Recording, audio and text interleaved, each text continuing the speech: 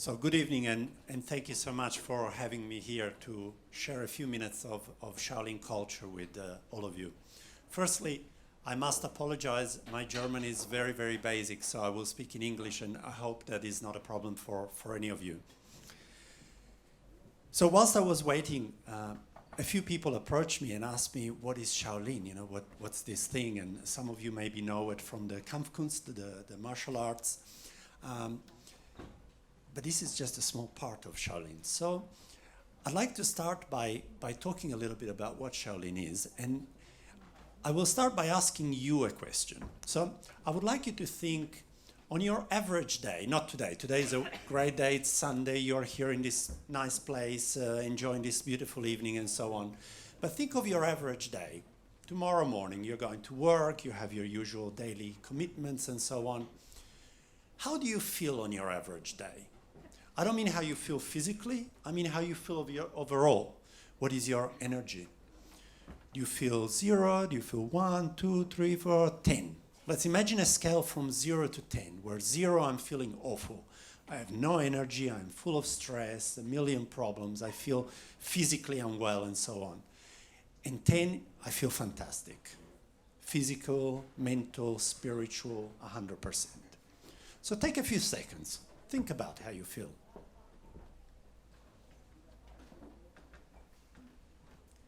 So, how many people feel usually on your average day in the 0 to 5 range? You put your hand up.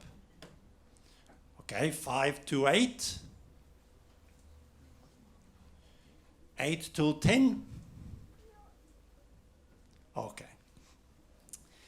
So, a few people felt in the 0 to 5, the majority felt in the 5, 6, 7, and very few felt 8, 9, and 10.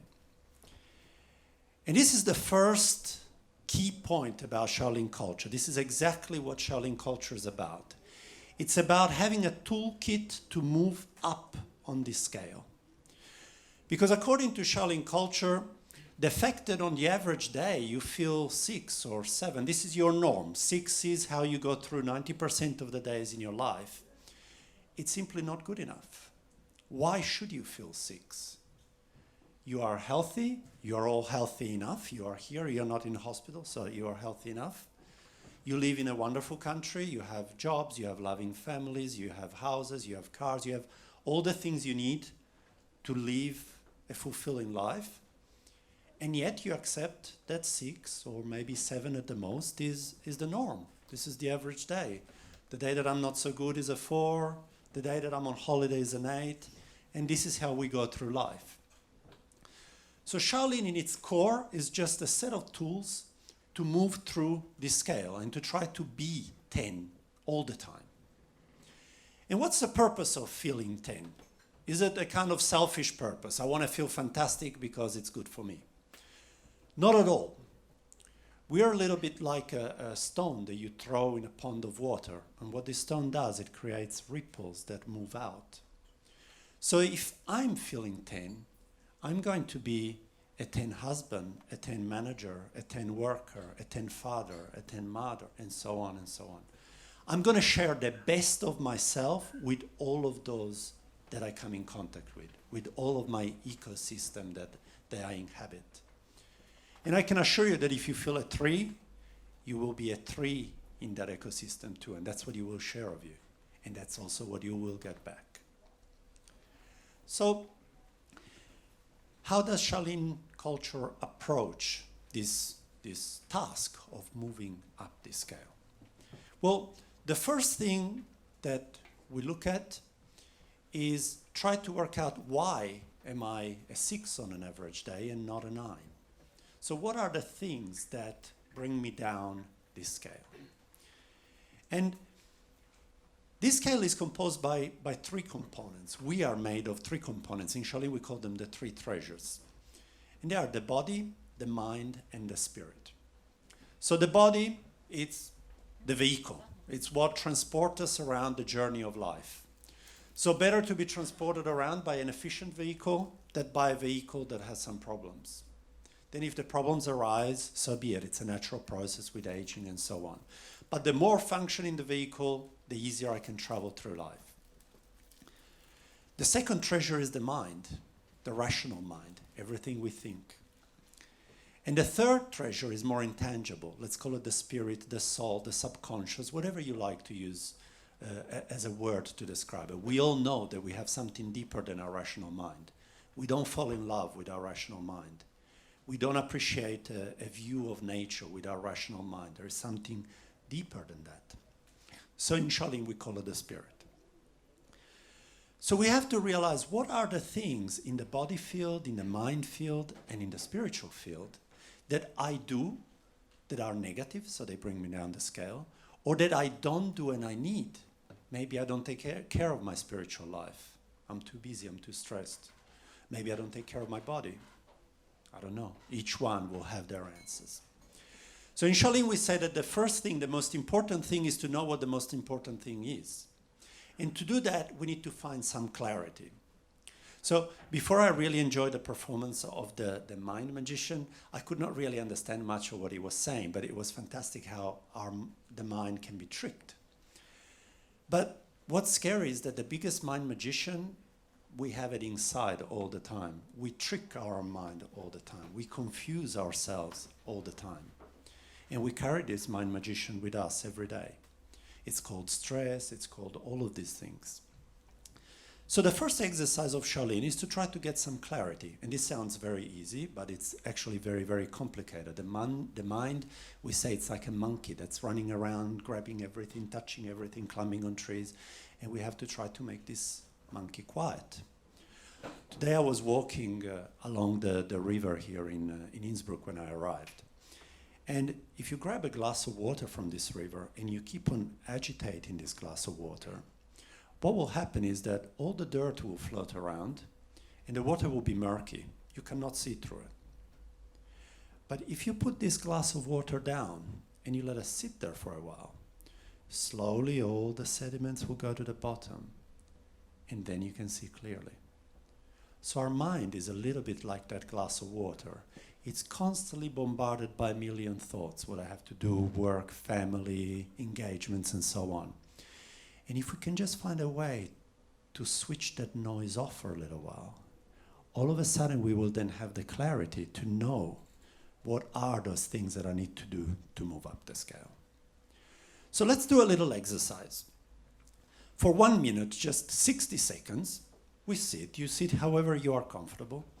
You close your eyes and try to think of nothing for 1 minute. Just think of nothing, just relax.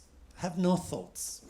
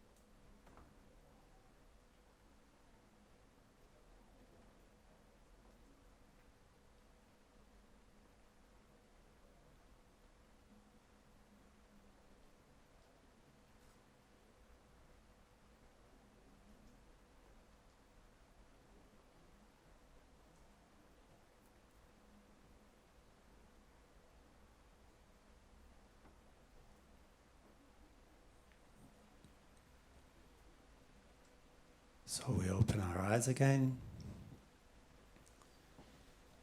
So who could think of nothing? Anybody? One person, you're a master, you should be sitting here. So one guy can think of nothing, but for most of us it's very, very difficult to switch the thoughts off.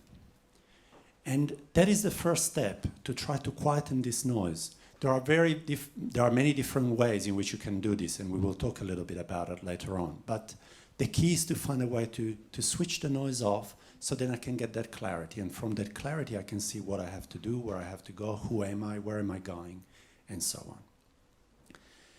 The second key step to move up this scale is to focus on the present moment. And this is something that it's kind of obvious and it's been spoken about a lot, but in my opinion is a little bit misunderstood. There is kind of two big schools of thought as far as understanding this.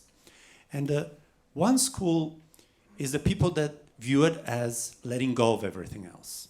So focus on the present moment means who cares about tomorrow, who cares about yesterday, today, holiday. And it doesn't really work like that. Hopefully we have a tomorrow and we have had a yesterday that something happened and that has shaped us and has brought us to where we are today. So that approach is a misunderstanding of focusing on the present moment. And the other approach is you cannot focus on the present moment. How can you? You've had a past, you've got baggage, you've got things from the past that keep on coming up into the present. And you have to plan for the future. You have to worry about tomorrow, paying the mortgage, developing your business, and whatever else. But focusing on the present moment means something much more defined. It simply means to take those experiences from the past, but harness those lessons today. And to plan for the future, but build those plans today. If we live in the past or we live in the future, we actually do nothing in the present moment. We waste the present moment. And the present moment is the only real moment. Right now is the only real moment of your life. Up until a second ago is a memory, and in a second away, that's the furthest point you can be. So focusing on the present moment does not mean ignoring the past and does not mean not planning for the future, but it means consolidating all of that in today. And in doing so, we have to avoid these dreams of doing big things. In Shaolin, we say do small things, but with great love, with great passion, with great determination, not big things. So put down a little brick, make a little step, and tomorrow a little step, and tomorrow a little step, and then you look back and you've walked 1,000 miles, or you built a big castle. So, you know, it's everything requires these little steps. And these little steps are the third key point, which is change. Shaolin is a culture of change, and it is about embracing change. Realizing that change is the only one fundamental constant of life. Right now, as I speak, everything is changing. Nothing is the same as 1 second ago. The cells in our body, this building, what's happening outside in the world, and so on. And people usually have different attitudes to change, but they usually involve some kind of resistance to change. Change is scary. When in fact it's the only constant, so we have to embrace it and we have to be the authors of our change. And it has to be a positive change that brings us up on that 0 to 10 scale that we started with. So today you've enjoyed these wonderful speeches and you've sat and listened to many different topics and many interesting speakers. So I thought that we will practice change a little bit for a few minutes by doing something completely different. So completely different from a normal speech and completely different probably from what most of you do usually. And what we will do is we will do a couple of Shaolin movements and we will see why we do them. And it's not why you think. The real reason is hidden. So we stand up.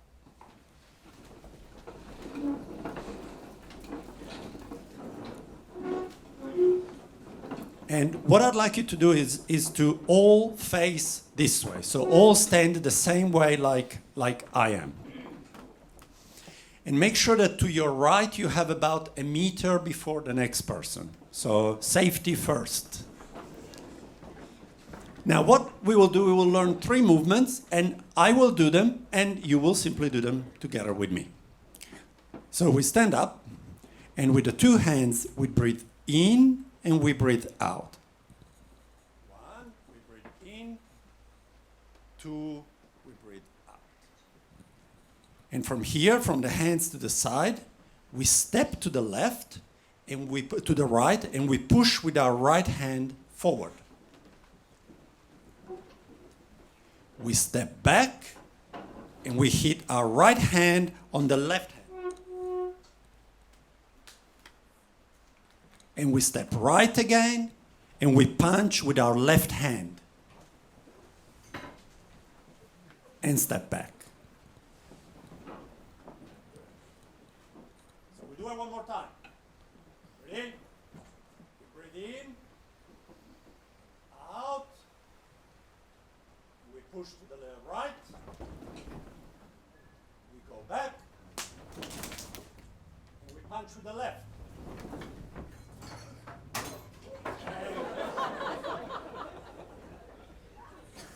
The breaking bricks and other breaking things we will do later. That's the second class, okay? So one more time. Breathe in, out, push to the right, back, punch to the left. And one last time. Breathe in, out, push, back, punch. And okay, so you learned that really quickly. So I will push your comfort zone a little bit more. We will add one little element. And what we will do is we will add a little bit of emotions into this movement, so they're not like kind of like a robot. And to add the emotions, we will put our voice and our breathing in the movement. So we will breathe and we will make noise with this breathing. We will shout. Scary? Shouting? It's okay. Everybody else will shout, so you will be as silly as the person next to you. So what we will do is we will make two different noises. So the first noise when we push to the right will be this noise. Ho! I breathe out, and by breathing out, I make this noise. Not with my voice, but with the breath. The second noise, when I come back, I contract my abdomen, and I make this noise, chi, chi. If you do it, you feel your abdomen contracting. Chi. And then the third noise, when I punch, I do the same like the first. Ha! But even harder. I have loaded up my energy and I throw everything out. Everything I have, every emotion I have comes out with this breath. So let's try. Breathe in, out. Ready? 1, 2, 3. And excellent. One more time. One more time. Ready? In, out. 1, 2, 3. And okay, you can sit down.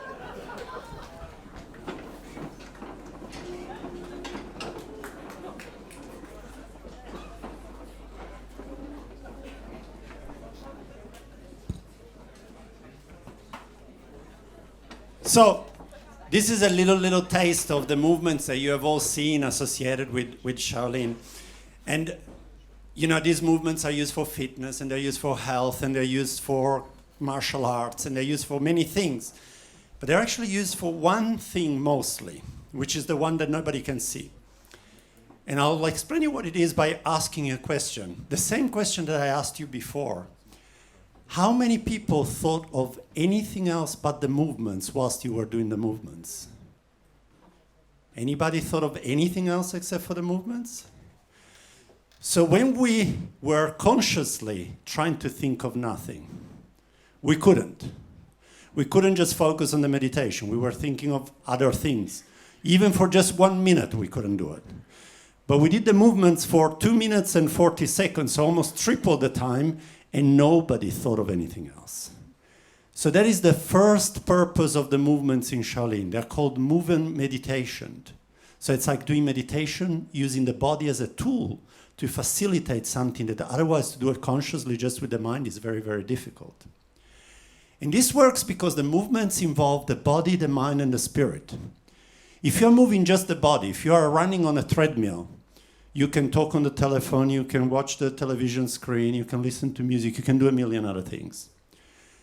But if you're doing a movement where your body has to move, your mind has to be totally concentrated on the details of the movement, and your spirit, your energy has to somehow be projected through the movement, then you have no other choice. Your whole being, all your three treasures are in that movement and nowhere else. And so if you do those movements for 1 hour, you've done 1 hour of meditation. You've done 1 hour of the same cleaning of the noise that sitting meditation does, but much easier. And you got fit at the same time, which is a bonus. So that is the reason why there is so much emphasis put on the movements part in Shaolin practice. Simply because they're an easier way to do the mental cleaning that otherwise is more complicated to do. And then you get the physical benefits as a bonus. Now, I know because several of you asked me before my speech that many of you are fascinated by these Kampfkunst things. And yes, all the movements also have Kampfkunst aspects, as I said to the people that asked me about them before. So if a volunteer comes, I will satisfy the curious ones by explaining the Kampfkunst of these 3 movements that you have learned. So any volunteers? You will not be hurt? Yes. You don't have to do anything dangerous. So, with your right hand, can you do this? Yes. And then after you do it also with the left. So first with the right and then with the left. So 1, 2. Perfect. So the first movement you did was this. So do it with the right hand. Go. 1. Okay. Then the second movement was this. 2. And in the third movement, go. 3. The punch. Thank you very much. For you.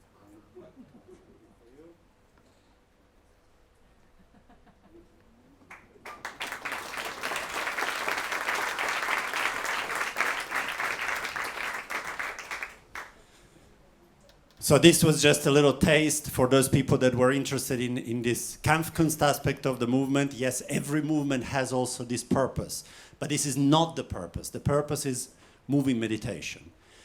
And another thing we have learned is that to do something a little bit scary that involves challenging ourselves and making a change can actually bring rewards. So don't be so afraid of anything unusual or strange or different. Try things, experiment, challenge yourself. So I noticed that I'm already running several minutes late, or 8 minutes late. So thank you for showing me.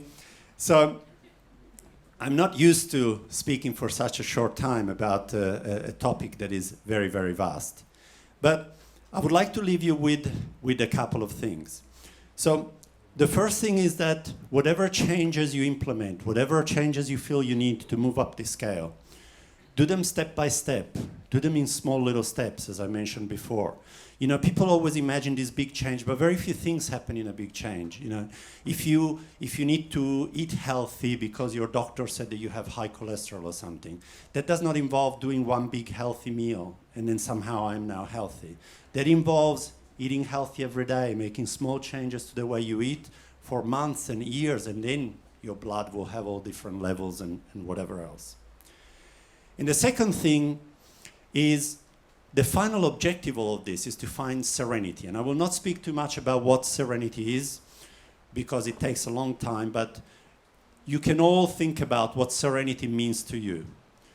The key point is that serenity is not a destination to reach, it's a method of traveling. So you have to travel through life with serenity, not strive to get one day to some kind of serenity. It doesn't exist. It only comes from inside. Everything outside, every master, every teacher, and so on, they are just people that give you ideas. But then you have to cultivate those ideas, like little seeds that you plant inside and you cultivate them and they grow, and you make serenity the way you travel through life. And the last thing, which is the key aspect of everything we do in Shaolin, is to do everything with all your heart. Wherever you go, go with all your heart. Don't do things in half. There's no purpose. You're just wasting your time. Life is short. The problem is that we think we have time. You don't have time. So whatever you do, do it with all your heart. So I hope you were here with all your heart, and I hope you enjoyed these wonderful presentations this evening. Thank you very much. Om Tov.